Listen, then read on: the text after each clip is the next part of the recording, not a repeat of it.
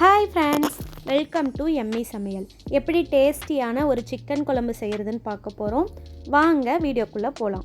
அதுக்கு தேவையான பொருட்கள்: ஒரு பெரிய வெங்காயம், கொஞ்சம் சின்ன வெங்காயம், 5 பல்லு பூண்டு, இஞ்சி ஒரு சின்ன துண்டு, ஒரு தக்காளி, ஜீரகம், மிளகு, சோம்பு, பட்டை, கொஞ்சம் கொத்தமல்லி, சிக்கன் மசாலா 2 ஸ்பூன், கொத்தமல்லி மசாலா 2 ஸ்பூன், மஞ்சள், தேங்காய்,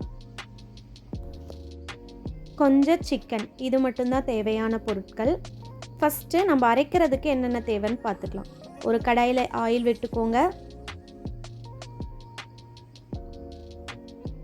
சின்ன வெங்காயத்தை போட்டுக்கோங்க. அதை நல்லா வதக்கிக்கோங்க. இஞ்சி போட்டுக்கோங்க. பூண்டு போட்டுக்கோங்க. இந்த மாதிரி பொன்னிறமாக வந்தோடனே இஞ்சி பூண்டு போட்டுக்கோங்க. அதை நல்லா வதக்கி எடுத்துக்கோங்க இந்த மாதிரி. அடுத்தது மிளகு, ஜீரகம், பட்டை, லவங்கம், சோம்பு இதெல்லாம் போட்டு நல்லா மிக்ஸ் பண்ணி இந்த மாதிரி ஒரு பொன்னிறமாக வர அளவுக்கு போட்டு எடுத்துக்கோங்க. அடுத்தது தேங்காய் போட்டுக்கோங்க. அதை நல்லா மிக்ஸ் பண்ணிக்கோங்க. இதை ஆற விட்டு நம்ம அரைச்சி எடுத்துகிட்டு வந்துக்கலாம். நல்லா பேஸ்ட்டாக அரைச்சி எடுத்துக்கணும். இதுபோல் அரைச்சி நல்லா பேஸ்ட்டாக எடுத்துக்கணும். அடுத்தது ஒரு கடாயை எடுத்துக்கோங்க. ஆயில் விட்டுக்கோங்க. கொஞ்சம் சோம்பு, பட்டை போட்டுக்கோங்க. அடுத்தது அந்த பெரிய வெங்காயம் எடுத்து வச்சுருந்தோம் இல்லைங்களா, அதை எடுத்து போட்டுக்கோங்க. அதை நல்லா வதக்கி விட்டுக்கோங்க.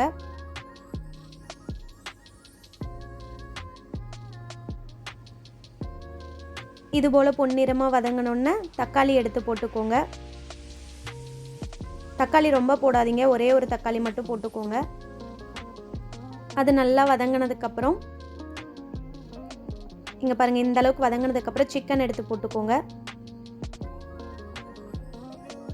அதை நல்லா பரட்டி விட்டுக்கோங்க. சிக்கன் எப்பவுமே ரொம்ப போட்டு கசக்கக்கூடாதுங்க, லைட்டாக பரட்டி விட்டுக்கணும். அதுக்கப்புறம் அந்த மசாலா எடுத்து வச்சுருந்தோம் இல்லைங்களா, சிக்கன் மசாலா 2 ஸ்பூன், கொத்தமல்லி மசாலா 2 ஸ்பூன் நல்லா மிக்ஸ் பண்ணி விட்டுக்கோங்க. இது கூட உப்பு கொஞ்சம் போட்டுக்கோங்க. போட்டு நல்லா இது கூட அப்சர்வ் ஆகணும். அந்த மசாலா, உப்பு எல்லாம் அந்த சிக்கன் அப்சர்வ் ஆச்சுன்னா தான் டேஸ்ட்டு கொடுக்கும். சிக்கனை எப்போவுமே ரொம்ப போட்டு பரட்டக்கூடாதுங்க, லைட்டாக பட்டும் படாமல் பரட்டி இந்த மாதிரி எண்ணெய் பிரிஞ்சு வந்தோடனே அந்த அரைச்சி வச்சுருக்க மசாலா எடுத்து ஊற்றி நல்லா மிக்ஸ் பண்ணி விடணும். உங்களுக்கு எவ்வளோ தண்ணி வேணுமோ அந்தளவுக்கு ஊற்றிக்கோங்க. ரொம்ப தண்ணி ஊற்றாதீங்க.